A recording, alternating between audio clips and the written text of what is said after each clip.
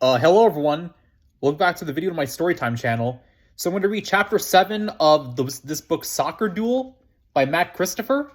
I'm up to Chapter 7 on page 41. Okay, let's continue.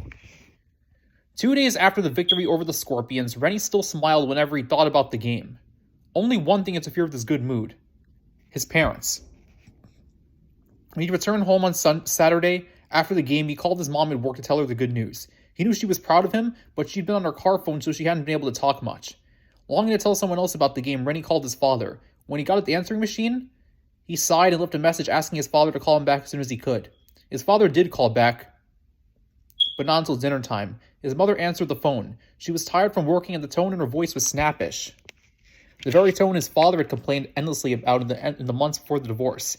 "He's eating dinner right now," his mother said. Rennie looked up from his empty plate. "Why are you calling?" Her brow frowned as she listened. "Oh, he called you, didn't he?" "Did he?" She cast a sidelong glance at Rennie. "Well, of course he'd have to call you, since you never call him first."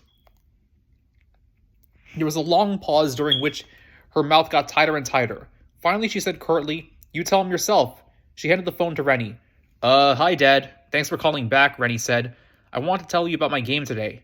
His mother picked up his plate and busied herself at the sink. Rennie could tell she was steaming mad about something, but he was too eager to tell his dad about the game to take much notice. He recapped as best as he could. He tried not to make his role come off as too important, but he had been the only one to score, so he had to mention that, didn't he? His father congratulated him enthusiastically, then paused. Rennie remembered that there was something else his father wanted to tell him. Something bad, he guessed, correctly as it turned out. "Listen, Rennie," his father said, his voice full of apology. "I know I promised to join you on the trail cleanup project this Saturday, but I can't be there, after all. I have to go out of town on business. But I'll make it up to you soon, okay?" Out of town on business, Rennie's mom had hated the amount of time his dad was away. Now Rennie could see her point, but he knew it was useless to say anything, so he just mumbled that he understood. "I'll see you soon, though, right, Dad?" he added, trying not to see how his mother's back stiffened. "You bet," his dad replied, "as soon as I can."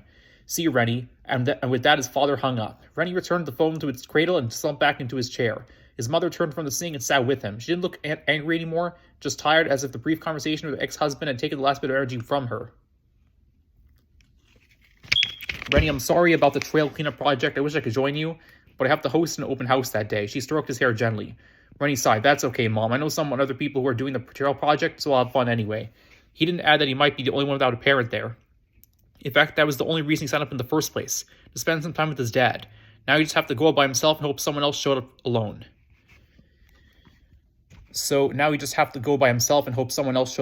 Okay, so that's Chapter 7 of Soccer Duel by Matt Christopher. Take care, everybody.